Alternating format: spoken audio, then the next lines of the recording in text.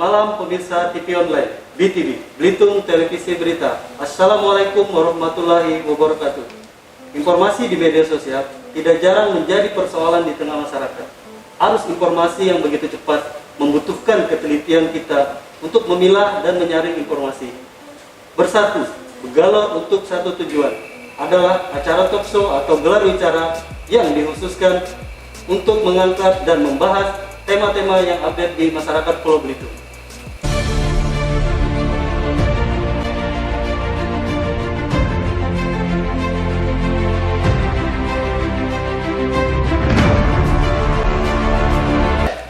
Apa saja peran dan fungsi anggota DPRD Provinsi Kepulauan Bangka Belitung menghadapi pandemi wabah corona ini? Wabah corona berdampak besar terhadap sektor pariwisata. Bagaimana dampak dan persiapan menghadapi new normal ini akan dibahas secara tuntas bersama narasumber yang sudah hadir di Hotel Golden Tulip Essential.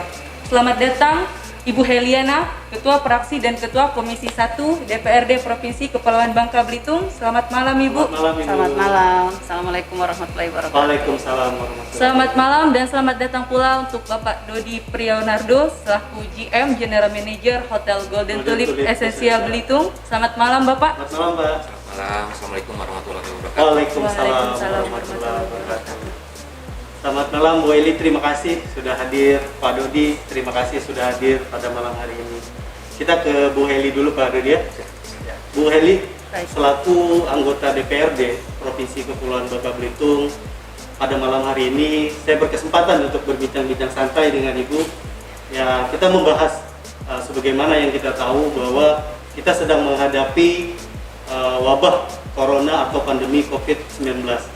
Nah, sebagai anggota Dewan, apa saja yang sudah Ibu lakukan atau yang akan Ibu lakukan menghadapi kondisi yang ya kita sudah sama-sama tahu pada saat ini?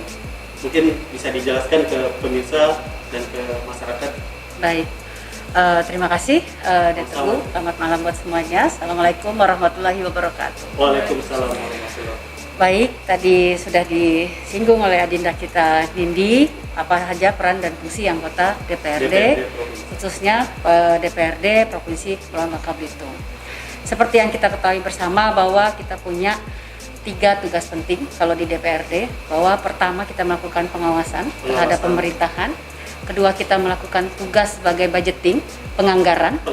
Ya, ketiga kita melakukan tugas untuk legislasi, membuatkan peraturan-peraturan. Itu tugas pokok kita 3. Kebetulan alhamdulillah saya masih dipercayakan kawan menjadi Ketua Komisi 1. Ketua Komisi 1 ya? Ya, yang memang secara pokoknya itu adalah untuk yang bermitra melakukan pengawasan terhadap pemerintah. Terhadap pemerintah, kemudian terhadap TNI Polri, terhadap hukum, mungkin kejaksaan atau pengadilan, dan juga ada yang lainnya. Yang lainnya di sini termasuk juga pemerintahan desa, betulnya. Jadi alhamdulillah kita juga cukup mempunyai peran sesuai dengan tupoksi dalam hal menghadapi pandemi ini. Kita berkeliling untuk melihat di desa-desa, sekaligus melihat bagaimana peran dari pemerintah desa juga dalam menghadapi pandemi ini, baik itu menghadapi wabah ataupun dalam hal memberikan bantuan-bantuan kepada masyarakat seperti itu. Berarti kemarin khususnya di Kabupaten Belitung dan Belitung Timur bisa dijelaskan sempat mengunjungi pemerintah desa yang mana saja, dan menurut Ibu Heli sendiri sudah efektifkah yang sudah mereka lakukan atau seperti apa untuk pemerintah desanya sendiri?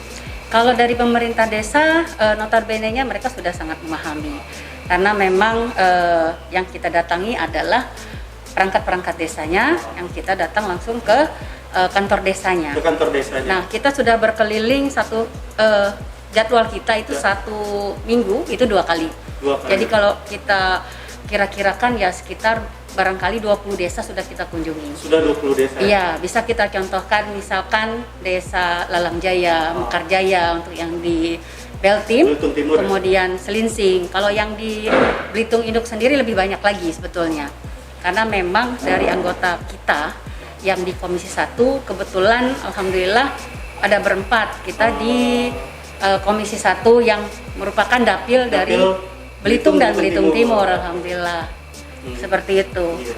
Jadi kami berkomitmen bagaimana kita bisa mengawal dari kebijakan provinsi sendiri, kemudian apa yang harus dilakukan program oleh provinsi, kemudian kabupaten, kemudian desa, supaya ini tidak tumpang tindih ataupun kemudian menjadi mubazir seperti itu. Nah, apakah sudah efektif? Apa yang dilakukan peran dari pemerintah provinsi, misalnya yang menjadi bagian dari pengawasan kami seperti itu, gitu. Dan di lain juga kita kalau ke desa sekaligus kita melihat mendorong untuk pertumbuhan ekonominya, karena masalah corona ini bukan hanya masalah wabah penyakit, namun yang banyak dikhawatirkan masyarakat akhir-akhir ini, apalagi karena mereka memang sudah lama berdiam di dalam rumah, ya, mereka tidak bisa lagi berusaha untuk menafkahi keluarganya, ya, bahkan memang kekhawatiran mereka juga sama dengan kekhawatiran kami di pemerintahan provinsi. Kalau misalkan di Agustus ini seperti yang sudah disampaikan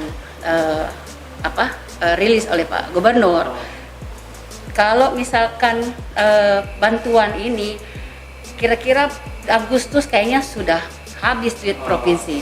Kalau misalkan kita masa ini diperpanjang, ya artinya kita minta bantuan kepada pusat, dan artinya ke depan kita tapi harus membayarnya seperti itu. Oke, nah menarik nih Bu. Nanti mungkin Ya. bisa saya gali dulu ke Bu Heli, cuma karena ada Pak Dodi juga, mungkin ini bisa menanyakan beberapa hal ke Pak Dodi. Iya, Pak Dodi, ini saya mau menanyakan bahwa wabah corona ini kan berdampak sangat besar terhadap sektor pariwisata terutamanya dan di perhotelan sendiri. Jadi saya ingin menanyakan Bapak, dampak yang seperti apa yang sudah Pak Dodi rasakan di tengah kondisi wabah corona ini selaku Bapak General Manager di Hotel Golden Tulip Belitung ini. Baik, terima kasih Denindi dan Ya, Ibu. sama-sama. Nah, jadi sebelumnya saya mengucapkan bahwa pandemi ini adalah bencana internasional. Ya. Nah, kebetulan kami memang satu grup dengan Louvre Hotel Group berpusat di Perancis. Di Asia kita ada pusatnya di Shanghai, China. Sehingga seluruh grup kami menghadapi masalah yang sama. Lebih mengerucut ke Indonesia juga begitu. Ada 17 kurang lebih unit bisnis kami di Indonesia terkena semua. Jadi pariwisata memang terkena yang paling parah. Yang paling parah Betul, terkena yang paling parah. karena ini kan pergerakan manusia dibatasi. Iya, benar sekali. Jadi berbeda dengan virus-virus yang lain, virus ini menular dari manusia ke manusia. Benar. Inti dari hospitality di hotel dan lain-lain, industri pariwisata itu justru service itu di manusianya. Nah, ketika itu dibatasi, bentuknya apapun pasti berpengaruh besar terhadap kami. Ini sebenarnya dari mulai awal Maret, nih Dek Teguh sama Denindi, mulai berasa. Maret itu mulai berasa, tapi khususnya di Belitung itu awal April. Awal April. Awal April baru kita close down sampai sekarang. Awal close down-nya dari mulai April. April itu kita close down terhadap kamar karena memang kebutuhan akan akomodasi tidak ada. Nah, Belitung ini terkenal dengan sumber daya alam yang luar biasa, sehingga turis yang datang itu untuk leisure semua. Gitu, kebanyakan untuk leisure, meskipun sekarang pemisahannya menjadi tidak jelas. Bisnis dan leisure digabung jadi blazer gitu. Jadi yang sambil leisure itu bisnis, yang sambil bisnis leisure juga gitu kan. Oh, seperti itu, Pak. Seperti itu. Jadi ada yang rapat nih. Nah, mereka kan tidak rapat terus kan. Iya. Mereka perlu hiburan juga. Nah, hal-hal seperti itu. Nah, namun dengan kaitannya bahwa kebutuhannya menjadi kebutuhan tersier karena kebutuhan untuk leisure, mereka langsung menahan diri, tidak melakukan perjalanan atau apapun bentuknya. Nah, ini yang menjadi masalah yang khas di Pulau Belitung. Dan ini identik dengan Bali sebenarnya. Jadi benar-benar tidak ada, Pak, ya. Tidak ada betul-betul karena kan pintu masuk juga cuma Iya. satu ya. Iya, Pintu masuk cuma satu, yaitu lewat flightnya dibatasi sudah berhenti. Nah, di bulan April itu kita memutuskan untuk juga mengikuti anjuran pemerintah sebenarnya. Kita bekerja sama karena aspek meskipun hotel ini badan komersial, tapi aspek sosialnya juga muncul. Jadi kita mengikuti apa yang pemerintah himbau. waktu itu kita menjalankan salah satunya social distancing yang berkembang menjadi physical distancing seperti itu. Nah, bulan April kami masih membuka resto, tapi terbatas pada delivery. Nah, bulan Mei mulailah kami terbatas sekali, hanya Gojek dan GoFood saja. Di Juni ini kita close down. Close down semua Bapak. Betul, close down semua. Kurang lebih seperti itu sih gambaran yang terjadi. Kalau untuk kesiapannya Pak, untuk kan kita akan segera menyambut new normal nih. Untuk kesiapan dari Hotel Golden Tulip ini, kalau untuk menyambut new normal itu seperti apa Bapak? Jadi begini, new normal itu kan adaptasi terhadap situasi yang ada sekarang ya. Iya, benar. Jadi diadaptasikan sehingga kami bisa tetap berbisnis gitu Tetap kan. beroperasi, Betul. namun menerapkan protokol Yang Oke. dianjurkan. Gitu. Benar. Nah ini kita sudah adaptasi. Kita sudah adaptasi melalui salah satunya penerapan standar operating prosedur. Nah, di situ kita menerapkan berbagai macam klausul yang diberikan oleh garis-garisnya yang diberikan oleh Kementerian Kesehatan dan WHO. Nah, dalam hal ini kita menerapkan hampir semua yang diminta. Seperti apa Pak? Contohnya misalnya di depan sebelum masuk ke lingkungan hotel kita cek suhu tubuh. Oh, cek suhu tubuh Betul. termogan itu ya. Termogan, betul termogan. Kemudian kita sediakan juga sanitizer. Cuci tangan ya, Pak, Ya, Cuci cuci tangan. tangan juga gitu kan. Kemudian pas check-in nanti kita kasih masker. Oh. Nah, cuman ini masalahnya kita tidak bisa mewajibkan ini untuk menggunakan masker merekanya. Gitu. Jadi Kenapa Bapak seperti itu? kita akan tawarkan ke Oh, mereka. iya. Gitu. Kita akan tawarkan ke mereka untuk menggunakan masker. Apabila mereka menolak, nah itu agak sulit bagi kami penegakannya, gitu kan, terhadap pelanggaran karena kami tidak punya wewenang untuk itu. Oh, iya, gitu. benar. Jadi hanya menganjurkan. Betul. dan Jadi kita memfasilitasi menyediakan, ya. memfasilitasi, silakan dipakai. Apabila tidak, ya kita yang akan menjaga jarak dengan mereka. Jadi semua di kamar nanti juga mengalami perubahan adaptasi. Oh, oke. Jadi selama ini kan kalau Denindi Tugu ke hotel kan sudah disediakan segala macam yang termasuk Ibu Heli masuk kan sudah lengkap gitu. Dan nanti begitu masuk tuh nggak ada apa-apa. Jadi semua kita siapkan di depan. Iya. Jadi nanti kamar itu private khusus, tidak boleh ada yang masuk, termasuk petugas housekeeping itu tidak boleh masuk kecuali diminta. Kecuali diminta. Ya prosedurnya seperti itu. Jadi mereka private, jadi kayak isolasi jadinya. Tapi ketika mereka minta, kita akan memberikan pelayanan, termasuk juga breakfast. Masukan kita juga buat perda Nah, ke betul. depan. ini tadi Ini baru yang akan kita Teguh mau nggak tahu lagi kita bahas. tanyakan ke Bu Heli karena Iya. tadi Teguh mendengar Pak Dodi menyampaikan bahwa Iya.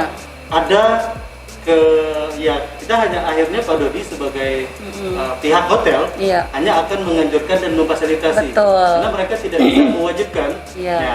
Nah ini yang Teguh mau tanya ke Iya. Kak Heli tadi atau ke Bu Heli. Saya kan sempat baca juga bahwa pemerintah provinsi rencananya sebelum Iya. menerapkan protokol kesehatan penerapan tatanan Iya. baru atau new normal ini Iya. akan mengeluarkan perda Iya. untuk mengawal. Nah itu bisa disampaikan ke pemirsa TV online Belitung Televisi Berita atau ke masyarakat seperti apa perdanya atau apakah sudah punya gambaran dan lain. Silakan. Ya, jadi gini, merujuk perda memang kita sudah paripurna, Pak, bahwa kita akan perda untuk COVID-19 ini, bagaimana protokol yang benar ya penanggulangannya. Jadi merujuk pada peraturan perundang-undangan memang ya, nomor 4 ya, 4. Kemudian surat edaran menteri juga 440. Kalau masalah undang-undang kan masalah wabah penyakit menular, Pak ya. Kalau edaran menteri ya optimalisasinya untuk protokol penanggulangan COVID ini. Jadi itu dasar-dasarnya. Nah, insya Allah kalau ini nanti diketok, mudah-mudahan Babel yang pertama untuk menggunakan perda ini. Perda ini sebetulnya ini adalah satu upaya kita bagaimana untuk bisa bersikap tegas. Pemerintah daerah kami, provinsi, bagaimana untuk bersikap tegas, namun juga bisa memberikan ruang bagi karena adaptasi new normal tadi gitu. Bagaimana masyarakat kalau kita tutup maka kita perkirakan nanti akan minus bahkan pertumbuhan ekonomi di bubble. Kemudian kebutuhan pangan kita dikirakan juga habis. Maka kita perlu untuk menyiapkan perda ini dalam satu sisi kita meningkatkan kedisiplinan kepada masyarakat, terutama yang kita atur fasilitas umum di situ termasuk hotel nanti Pak, rumah sakit, kemudian untuk belajar, dunia pendidikan, kemudian juga hotelan seperti itu. Nah tadi saya sangat gembira sekali, artinya dapat masukan seperti yang Bapak sampaikan ya. Artinya pertama untuk penggunaan masker, nanti kita bisa kalau misalkan masih ada dari masyarakat kita yang kemudian masih membandel misalkan tidak menerapkan itu, maka bisa saja bisa teguran apa baik itu tertulis, apa lisan, bahkan mungkin dengan denda nanti yang akan kita atur seperti itu. Itulah upaya kita di tengah situasi yang memang sangat dilematis ini Pak ya. Satu sisi kita bagaimana memutus rantai penyebaran COVID ini, tapi di sisi lain perekonomian juga harus juga berjalan. Sudah 3 bulan nih. Karena sudah berjalan. Pemerintah saja Agustus sudah kewalahan. Kami saja yang Dapil Belitung waktu itu sudah hampir 3 bulan sebetulnya ada di sini Pak. Jadi pada waktu masuk ke Indonesia, pandemi ini belum masuk ke Indonesia, kami langsung melakukan rapat seluruh gabungan eksekutif dengan legislatif. Artinya satu yang ingin kita sampaikan di sini bahwa penyakit ini ada walaupun seperti tidak nyata. Nah ini kita semua baik pemerintahan ataupun masyarakat kita harus waspada terhadap ini gitu. Ini bukan main-main.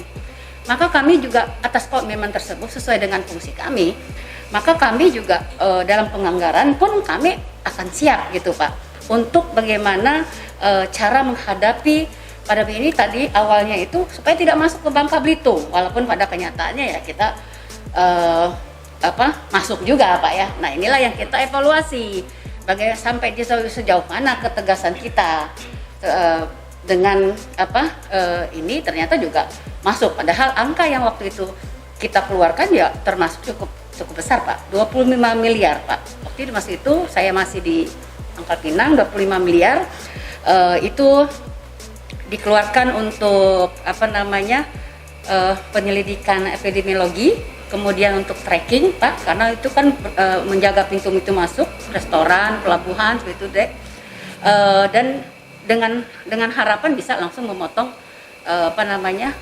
rantai ini, memutus rantai ini. Lalu juga ya petugas, kemudian imunisasi untuk gugus tugas maupun di dinas kesehatan, itu yang kita inikan. Dan ditambah waktu itu 2 miliar untuk ruang isolasi, jadi 27 miliar itu.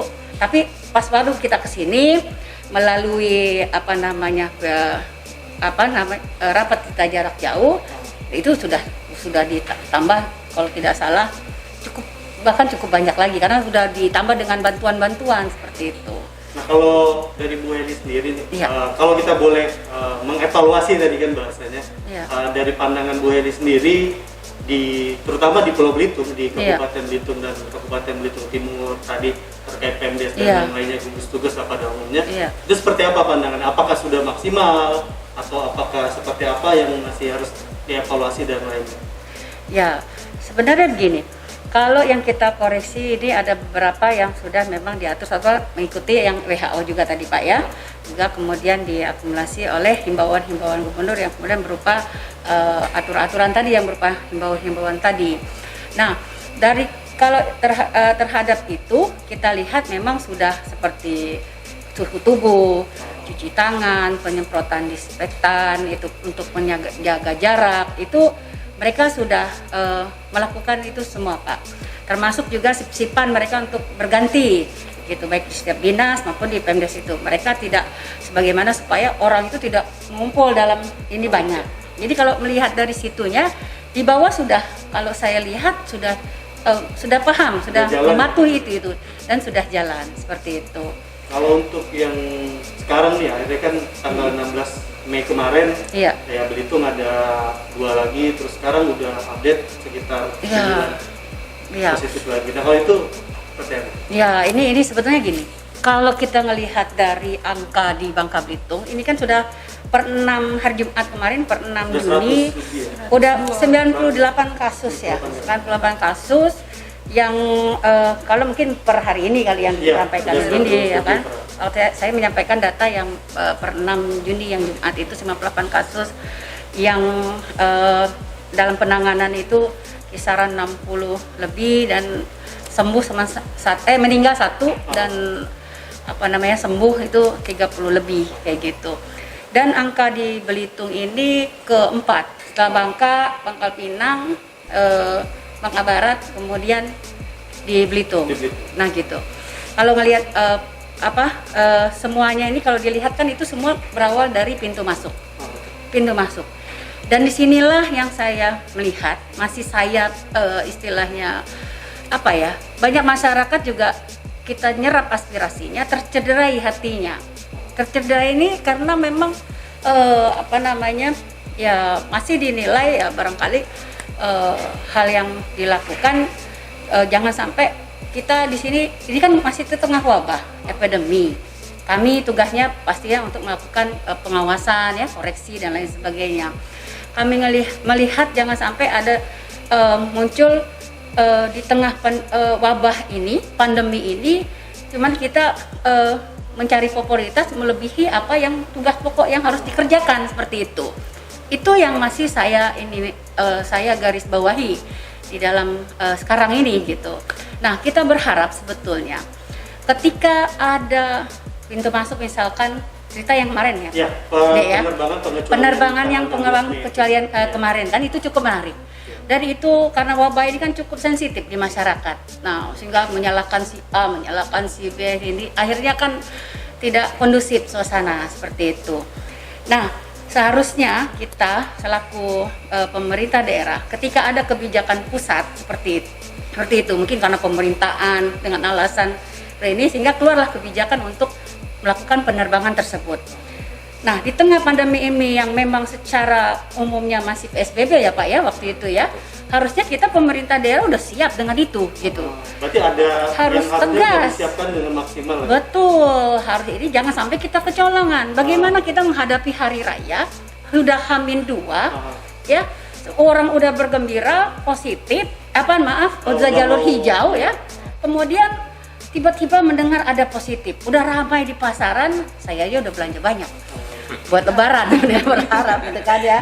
Tapi ya seperti itu keadaannya. Disitulah sebetulnya kekecewaan dan kita secara ini makanya kita di provinsi mendorong ini gimana pun harus dijadikan sebuah perda. Nah, jadi kita harus atur ini benar-benar supaya tidak ada kecolongan seperti itu. Semuanya tegas terhadap hal ini. Menarik, nanti semoga penyusunan perdanya bisa berjalan lancar. Insya Allah mohon doanya. Informasi update-nya terkait perda. Siap, Pak Dodi juga mohon masukan ya nanti. Siap. Jadi Pak, tadi kan saya ada sedikit mendengar bahwa kalau seandainya diterapkan new normal ini akan diberlakukan seprivat buat tamu kan tadi Bapak bilang seperti itu.